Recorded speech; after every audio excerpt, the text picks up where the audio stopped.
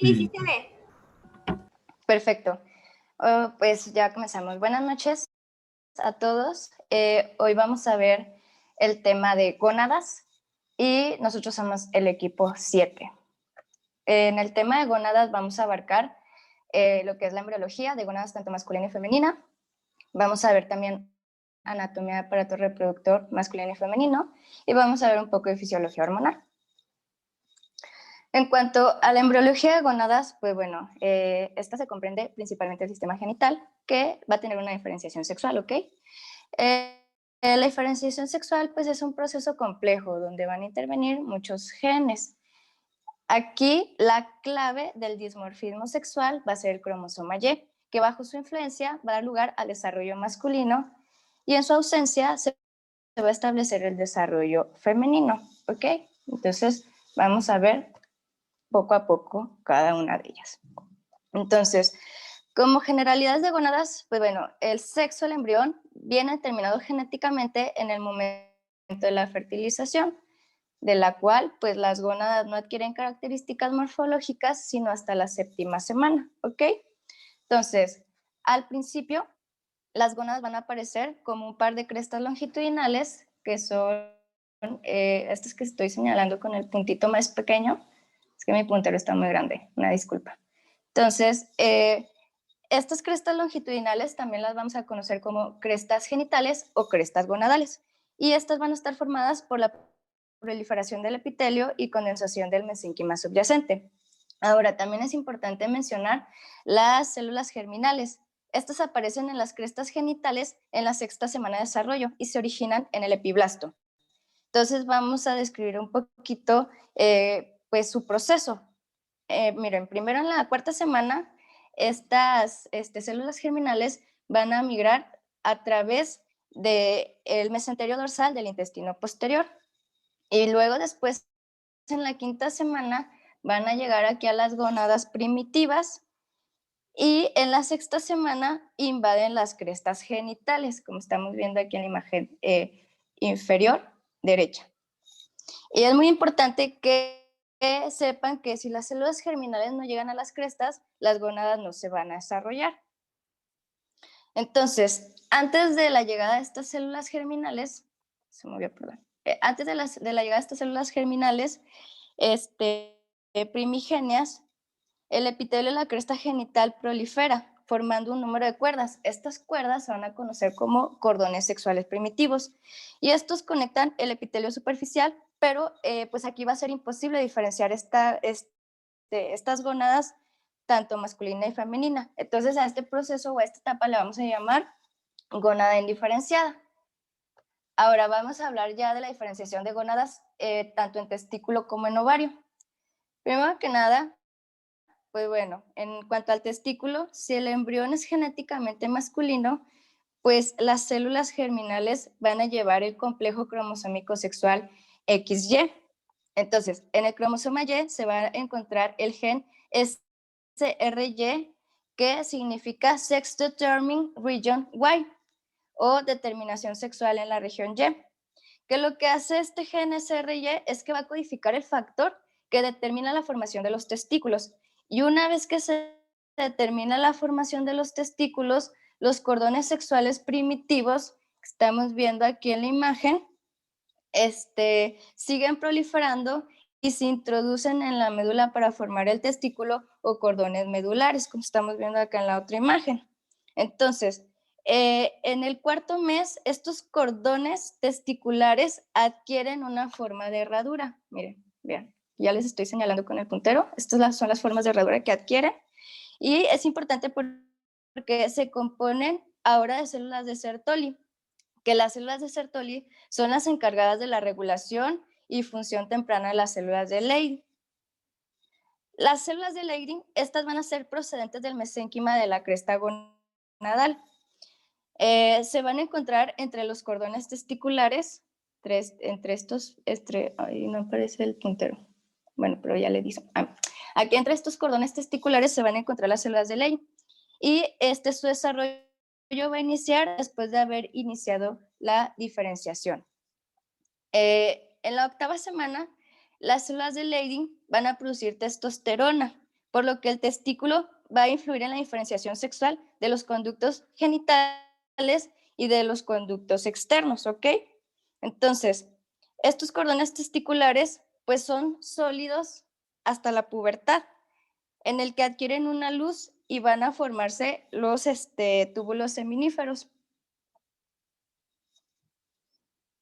Los túbulos seminíferos se van a unir a los túbulos de la red testicular. Aquí está la red testicular, que a su vez se van a unir a los conductillos eferentes y el conducto mesonéfrico o de Wolff, convirtiéndose en el conducto deferente. Como estamos viendo aquí, esto es el azulito. Y bueno, eso fue en cuanto a un poquito de la diferenciación del testículo, de cómo se va formando. Y ya en el ovario, pues bueno, en el embrión femenino, pues sabemos que sus cromosomas sexuales van a ser XX. Entonces, pues aquí no vamos a tener cromosoma Y, ¿verdad? Entonces, aquí los cordones sexuales primitivos se van a disociar en grupos de células irregulares que contienen, a su vez, grupos de células germinales primitivas, como estamos viendo acá en la otra imagen, y que después desaparecen y son sustituidos por una estroma vascular que forma la médula ovárica. En el epitelio superficial de la gónada femenina, pues va a seguir proliferando. Entonces, ya en la séptima semana, aquí lo que va a suceder es que se va a originar una segunda generación de cordones que se llaman cordones corticales. Son estos chiquititos que estamos viendo aquí. Entonces, estos cordones corticales en el tercer mes se van a dividir en grupos aislados de células que van a seguir proliferando y que empiezan a rodear cada ovogonio con una capa de células que se llaman las células foliculares. Esta de aquí más formado, le voy a dar un poquito de acercamiento. Miren, este es el ovogonio rodeado de células foliculares y bueno, en conjunto, tanto el ovogonio como sus células foliculares van a formar el folículo primario, ya aquí en conjunto.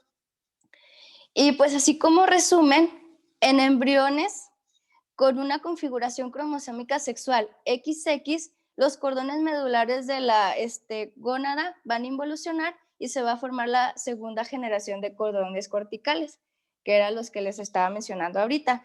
Pero ya en embriones con complejo cromosómico sexual XY, los cordones medulares se van a convertir en cordones testiculares, como lo estamos viendo acá en la otra imagen anterior que me estoy regresando, y aquí pues ya no se van a formar los cordones corticales secundarios. Es así como se va a ir diferenciando poco a poco un testículo de un ovario. Miren, aquí es esto y acá es esto. Aquí sí hay unión y aquí no hay unión. Aquí se empiezan a formar una segunda línea de células que ya van a formar el ovocito primario o el folículo primario, ¿verdad? Entonces, vamos a tener también, muy importante, los conductos genitales. Aquí estamos viendo una etapa indiferenciada. Aquí estamos viendo,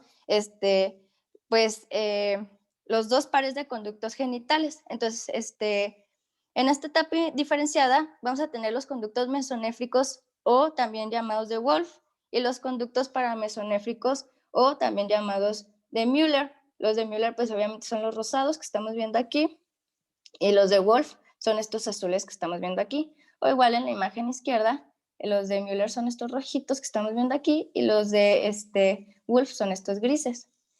Entonces, para la diferenciación de los conductos genitales, pues vamos a retomar nuevamente el tema del gen SRY en el caso del sistema masculino, porque pues, tenemos aquí el cromosoma Y, ¿verdad? El cromosoma Y es el que contiene el gen SRY. Entonces, recordemos que el gen SRY es un factor de transcripción y es el principal gen para el desarrollo de los testículos. Entonces, este lo que hace es que va a actuar conjuntamente con el gen SOX9, que el gen SOX9 es un regulador de transcripción también. Entonces, el gen SOX9 se va a unir a la región del promotor del gen para la hormona antimülleriana. Muy importante la hormona antimülleriana porque la hormona antimülleriana va a hacer que exista una regresión de los conductos de Müller y esto nos va a dar la formación pues de varias estructuras que ahorita vamos a mencionar. Entonces, tanto el gen SRY como el gen SOX9 van a inducir la secreción de el factor activador de la glía, que se conoce como FGF9, no sale aquí, pero bueno, así se llama, factor activador de la glía en los testículos. Y este actúa como factor quimiotáctico. Entonces, hace que los túbulos del conducto mesonéfrico penetren en la cresta gonadal, ya que sin la penetración de estos túbulos, la diferenciación testicular pues no va a continuar. Entonces, el gen SRY va a aumentar la producción del factor esteroideo de génesis 1, que es el SF1, así se abrevia, acuérdense, factor esteroideo de génesis 1. Entonces, lo que hace es que va a estimular la diferenciación de las células de Sertoli y de Leigh. Entonces, tanto SOX9 como SF1 van a elevar la concentración de la hormona antimülleriana, causando un retroceso de los conductos de Müller. Y pues en las células de Leydig, el factor esteroideo de génesis 1 va a regular al alza los genes para enzimas que van a sintetizar la testosterona, y pues la testosterona se va a introducir en células del tejido diana y en dado caso puede permanecer intacta. Pero si no permanece intacta, puede ser convertida por dihidrotestosterona por la 5-alfa reductasa. Esto lo vamos a ver más adelante en fisiología, pero es importante que lo vayamos mencionando porque pues la dihidrotestosterona va a ser importante para la formación de los genitales externos. Ahorita más adelante lo vamos a mencionar. Entonces, recordemos, complejo testosterona receptor nos va a dar una virilización de los conductos. Acá. Entonces, si se virilizan los conductos, se van los conductos de Müller, estos by, los rosas by, y nos forman el aparato, bueno, o sea, los conductos del aparato reproductor masculino. Y el complejo de hidrotestosterona receptor nos va a dar origen a la diferenciación de los genitales masculinos externos. ¿Por qué? Porque la dihidrotestosterona es 20 veces pues, más afín a estas células, entonces es un poquito más potente, bueno, pues es 20 veces más potente que la testosterona. Entonces, ¿qué nos va a dar origen los conductos de Wolff? Pues nos van a dar origen al conducto deferente, vesículas seminales, acá lo estamos viendo, el conducto deferente, vesículas seminales, conductillos eferentes y el epidídimo. Entonces, acuérdense, conducto de Wolff nos da origen a todas estas estructuras.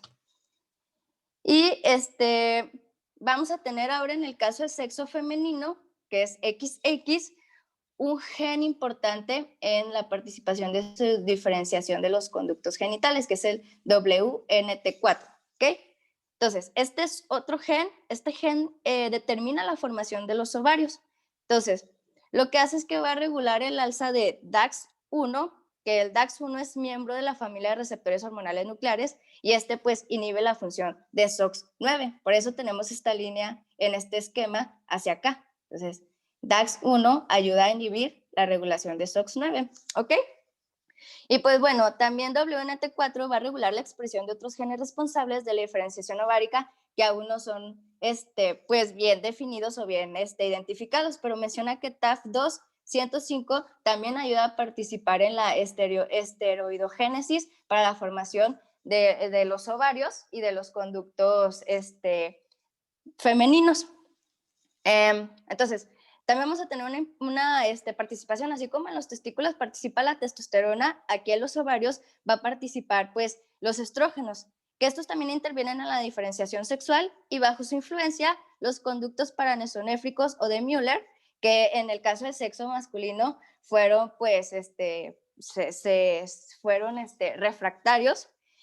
Acá en el caso de la mujer, estos conductos de Müller van a ser estimulados para formar las cavidades tanto uterina, acá cavidad uterina, útero, cuello uterino y vagina superior. Ahorita vamos a ver la vagina inferior cómo se forma. Pero de aquí de estos conductos mesonéfrico y paramesonéfrico, que son pues, los conductos de Müller y de Wolff, pues así es como se da la diferenciación como tal. Y aquí está en resumen un cuadro donde nos explica pues que la participación de las hormonas y de las células para la formación de estas estructuras. Esto es más que nada como un resumen de lo que les acabo de explicar. Pues aquí vemos en los esquemas la participación como tal. Entonces, así rápidamente vamos a ver los conductos genitales del sexo masculino. Entonces, a medida que el mesonefro se involuciona, pues algunos túbulos excretores, que son los túbulos epigenitales que estamos viendo aquí, están encerrados con este cuadro, establecen contacto con los cordones de la red testicular, que estamos viendo acá, y al final forman los conductillos eferentes de pues el testículo, ¿ok? Entonces, los túbulos excretores que hay a lo largo del polo caudal del testículo, pues son los túbulos paragenitales. Aquí están, sí. Y pues estos no se unen a los cordones de la red testicular, sino que se van a quedar como vestigios que se conocen como paradídimo, que los vemos acá ya en un testículo descendido. Y pues los conductos mesonéfricos persisten y forman los principales conductos genitales. Entonces, por debajo de la entrada de los conductillos eferentes, los conductos mesonéfricos se van a alargar y se van a volver muy contorneados. Aquí vean cómo está todo este túbulo contorneado, así irregular. Y pues van a formar el epidídimo. Y bueno, de la cola del epidídimo, de aquí de la cola del epidídimo hasta la parte incipiente de la vesícula seminal, que estamos viendo acá en la parte superior, pues vamos a encontrar la vesícula seminal y ya pues sí, su seguimiento, pues más allá de las vesículas seminales va a constituir el conducto eyaculador, pero aquí no se alcanza a ver en la imagen. Entonces, pues recordemos así nuevamente que la hormona antimülleriana, que es producida por las células de Sertoli, va a generar los conductos paramesonéfricos del sexo masculino. Entonces, por eso se van a conservar los conductos de Wolff, que van a formar pues todas estas estructuras que acabamos de ver. Entonces, ahora, en el caso de los conductos genitales del sexo femenino, pues tenemos los conductos paramesonéfricos o de Müller, que pues bueno, en un inicio se van a identificar tres partes del conducto. Vamos a tener aquí una parte vertical craneal, que esta se abre en la cavidad abdominal. Aquí estamos viendo esta es la parte número 1. Vamos a tener una segunda parte que es una parte horizontal, o sea, como el horizonte, que esta pues va a atravesar el conducto mesonéfrico. Aquí estamos viendo el conducto mesonéfrico y aquí estamos viendo la segunda parte del conducto de Müller, que va a atravesar pues este conducto. Y una tercera parte ya vertical, aquí estamos viendo una parte vertical, una que se orientaliza y una que se vuelve otra vez nuevamente vertical, que pues se fusiona con su homólogo del lado opuesto. Aquí está su homólogo del lado opuesto y aquí vemos cómo está su fusión, ¿verdad? Entonces, con el descenso del ovario, las primeras dos partes de este conducto se convierten en la trompa uterina o de falopio, y las partes caudales que se fusionan, pues van a formar la cavidad uterina, ¿ok? Entonces, cuando la segunda parte de los conductos, que estamos viendo acá en una vista horizontal, pues se desplazan en dirección medio caudal, como lo estamos viendo aquí con las flechas, las crestas urogenitales pasan gradualmente a un plano transversal. Y pues cuando los conductos se fusionan en la línea media se establece un amplio pliegue transverso que estamos viendo acá en la tercera imagen, que constituye el ligamento ancho del útero. Entonces, en el útero y los ligamentos anchos, estos es importante mencionarlos porque van a dividir pues la cavidad pélvica en la bolsa rectuterina y en la bolsa uterovesical. Y los conductos paramesonéfricos fusionados originan el cuerpo y el cuello del útero, y estos pues son rodeados por una capa de mesénquima que forma la cubierta del útero, muy importante porque esto es lo que nos va a dar las capas musculares del miometrio y del perímetro. Entonces, bueno, eso sería cuanto a los órganos de los conductos genitales femenino y masculino. Entonces, en la mujer, pues también vamos a tener la vagina, ¿ok? Entonces, después de que la punta sólida los conductos paramesonéfricos, alcanza el seno urogenital, que es el que estamos viendo aquí en la parte amarilla, se van a formar 12 vaginaciones a partir de la parte pélvica del seno, que son los bulbos senovaginales, que estos van a proliferar y van a formar una sólida placa vaginal, ¿ok? Entonces, en el quinto mes, la excrescencia vaginal se va a encontrar pues ya canalizada por completo. Y es importante recordar que la vagina va a tener un origen doble. En la parte superior va a proceder de la cavidad uterina y en la parte inferior va a derivar del seno urogenital. Por eso que aquí en la imagen vemos dos colores, uno rosita y uno amarillo, por las dos procedencias de la vagina, ¿ok? Y bueno, pues la luz vaginal es importante mencionar que va a estar separada de la cavidad uterina y de la parte inferior por una fina placa de tejido que es el himen. Y bueno, eso sería todo en cuanto a los órganos internos, y vamos a pasar así rápidamente a los genitales externos. Bueno, pues hay que recordar que pues todo hay que hablar de las etapas indiferenciadas. Entonces, pues bueno, los genitales externos en la tercera semana de desarrollo, las células del mesénquima se van a originar en la línea primitiva y estas van a migrar alrededor de la membrana cloacal para formar un par de pliegues cloacales, como estamos viendo aquí. Entonces, en posición craneal, los pliegues se van a unir para formar el tubérculo genital y en posición caudal se van a dividir para formar el pliegue uretral, estamos viendo acá, y en cuanto a la posición anterior, y el pliegue anal en cuanto a la posición posterior. Y pues bueno, es importante mencionar que estos pliegues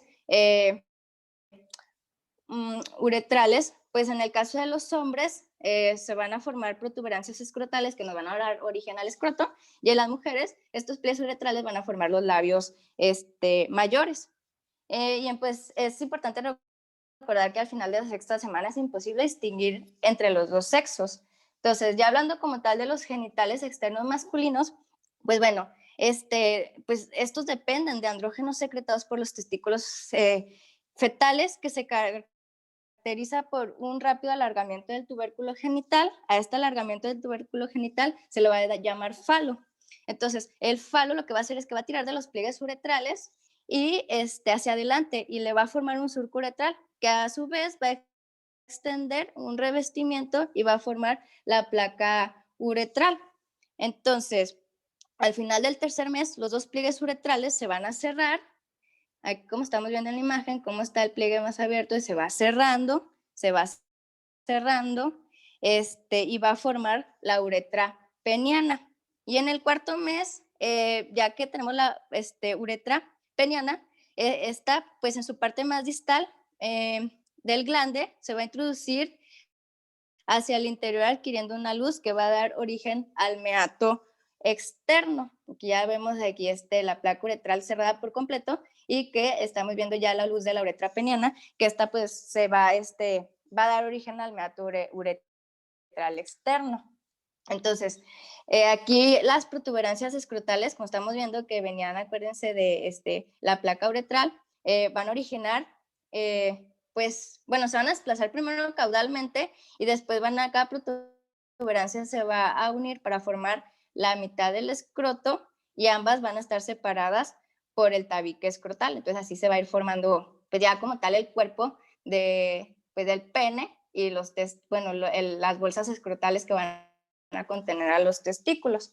Y ya pues en los genitales externos femeninos esto es un poquito más sencillo, porque bueno, los estrógenos van a estimular el desarrollo de los genitales externos en el sexo femenino, ¿verdad? Entonces, el tubérculo genital se va a alargar, pero muy ligeramente, y nos va a dar origen a el clítoris. Y pues los pliegues uretrales no se van a fusionar como en el sexo masculino que veíamos anteriormente, sino que estos se van a convertir en los labios mayores. Acá lo vemos. Y las protuberancias genitales, estas se van a agrandar y van a formar los labios mayores, y el surco urogenital va a estar abierto, se va a abrir y va a formar pues ya lo que es todo el vestíbulo como tal. Entonces, es importante, bueno, así como que un dato así rápidamente, que el tubérculo genital femenino pues no se alarga de forma amplia. Entonces, en las primeras etapas del desarrollo es más grande que en el sexo femenino, sí, el tubérculo es más grande en el sexo femenino. Entonces, pues es muy importante que no se utilice la longitud del tubérculo como criterio porque puede ser causa de errores en la identificación del sexo durante el tercer y el cuarto mes de la gestación, ya que pues miren acá en la otra imagen que veíamos, vean cómo aquí todavía no está bien formado el sexo, o bueno, los genitales externos del bebé. Entonces por eso se podría llegar a confundir el sexo masculino con bueno, sí, o sea, el sexo femenino con el masculino. Y bueno, en el descenso testicular, ya sí para pasar a anatomía ya rápidamente, pues bueno, va a tener dos fases. Bueno, va a tener una fase transabdominal, donde aquí pues los testículos van a deslizar por la cavidad abdominal. Entonces, sobre los conductos genitales van a quedar enclavados caudalmente por el ligamento gobernaculum, que es este negro que estamos viendo acá, y junto con el epidídimo van a ingresar en el anillo inguinal interno. Entonces, en esta fase se va a completar alrededor de la semana 15 de gestación. Y bueno, este descenso testicular va a depender del factor insulinosimil 3, que se abrevia así, que va a estar secretado por las células de Leydig fetales en la semana 9, que lo que hace es que va a inducir el desarrollo masculino del gobernaculum, porque el gobernaculum le va a servir al bebé en cuanto a sus testículos como guía para ser desplazado hacia la bolsa escrotal. Aquí, pues, los andrógenos van a tener un papel menor porque, o sea, sí van a impedir la regresión del ligamento suspensorio craneal, que es pero también van a participar los genes OXA10 y OXA11, o sea, sí hay mucha participación genética, por eso no quise andar en eso. Y pues es importante mencionar que en esta fase es raramente alterada, ya que pues alrededor del 5% de los testículos no descendidos van a ser intraabdominales, entonces es una cifra bastante baja. Pero ya en la fase inguinoescrotal, ya cuando el testículo va empezando a descender ya en esta fase, pues les digo, el testículo va a ser girado por el gobernáculo desde la entrada del canal inguinal hacia el escroto. Entonces, se va a completar al final de la semana 35 y es altamente andrógeno, dependiente. Y otras hormonas como también la hormona luteinizante. Esto lo vamos a ver en fisiología ahorita. Y pues frecuentemente aquí ya se puede presentar criptorquidia y pues debido a alteraciones en esta fase, que pueden ser anormalidades anatómicas. Y bueno, el descenso ovárico es más sencillo. Aquí en el descenso de las gónadas, pues es considerablemente menor del sexo, pues del sexo masculino, porque pues al final los ovarios van a establecerse justo por debajo del borde de la pelvis verdadera. Entonces aquí es importante mencionar que el ligamento genital craneal va a formar el ligamento suspensorio del ovario, que es este que estamos viendo aquí superiormente, y el ligamento caudal forma pues el ligamento del ovario propiamente dicho, y el ligamento redondo del útero, que son los que les estoy señalando. Y pues este último se va a extender hacia los labios mayores. Entonces, pues bueno, eso es así como que lo importante en cuanto al descenso ovárico, o sea, la formación de estos ligamentos y cómo se fija el ovario aquí en esta posición.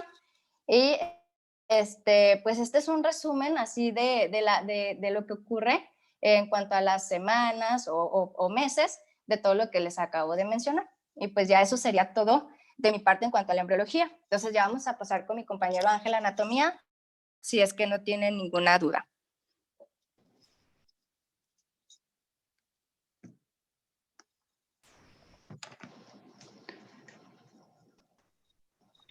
No, todo bien, Karen. Bueno, ya solo Bueno, voy a dejar de compartir pantalla. quedan 3 minutos de la sesión. No sé si la cerramos para que comience de nuevo el tiempo, doctor. Sí, por favor, hay que cerrarla y comenzar enseguida con la otra parte de la clase.